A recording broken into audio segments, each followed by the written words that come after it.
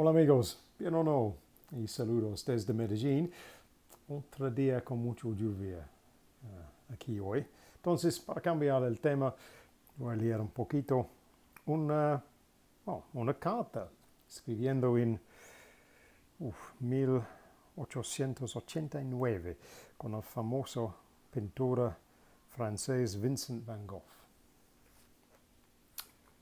Y le va a describir este famoso cuadro de él, con este típico de él, estos colores muy vibrantes. So, this is el tema de hoy. So, hello again from Medellin. Well, another day with a lot of rain. So, in a contrast from all of that, I'm going to read you a piece from, another extract from this marvellous book, Gombrich's Story of Art, back on page 548. We have Vincent van Gogh writing a letter to his brother in 1889 describing this picture that he painted shortly afterwards, which is nice because all of Van Gogh's paintings generally are very vibrant, very bright colours, which is a nice contrast, I think, today with the weather we've been having. So I'm going to read you that. So here we go. I hope you enjoy it. I had a new idea in my head, and here is the sketch to it. This time it's just simply my bedroom. Only here colour is to do everything. And giving by its simplification a grander style to things, it's to be suggestive here of rest or of sleep in general.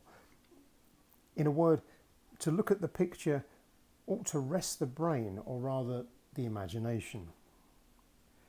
The walls are pale violet. The ground is of red tiles.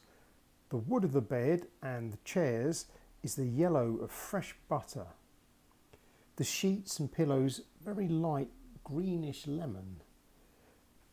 The coverlet scarlet, the window green, the toilet table orange, the basin blue, the doors lilac.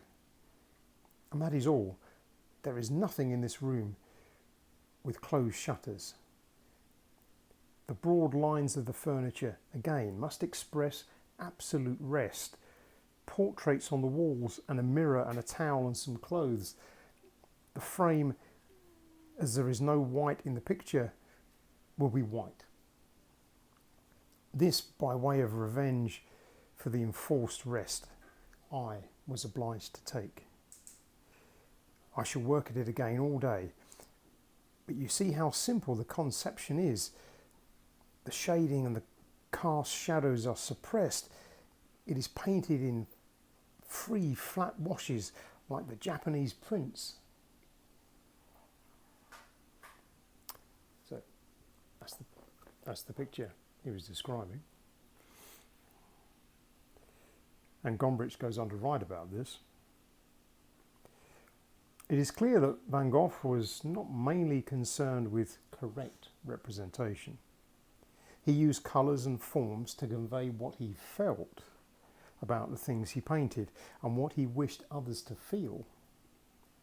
He did not care much for what he called stereoscopic reality. That is to say, the photographically exact picture of nature. He would exaggerate and even change the appearance of things if this suited his aim. Thus, he arrived by a different road at a juncture similar to that at which Cézanne found himself during these same years. But both took the momentous step of deliberately abandoning the aim of painting as an imitation of nature. Their reasons, of course, were different. When Cézanne painted a still life, he wanted to explore the relationship of forms and colours, and took in only so much of correct perspective as he happened to need for his particular experiment. Van Gogh wanted his paintings to express what he felt, and if distortion helped him to achieve this aim, he would use distortion. both of them had arrived at this point without wanting to overthrow the old standards of art. They did not pose as revolutionaries.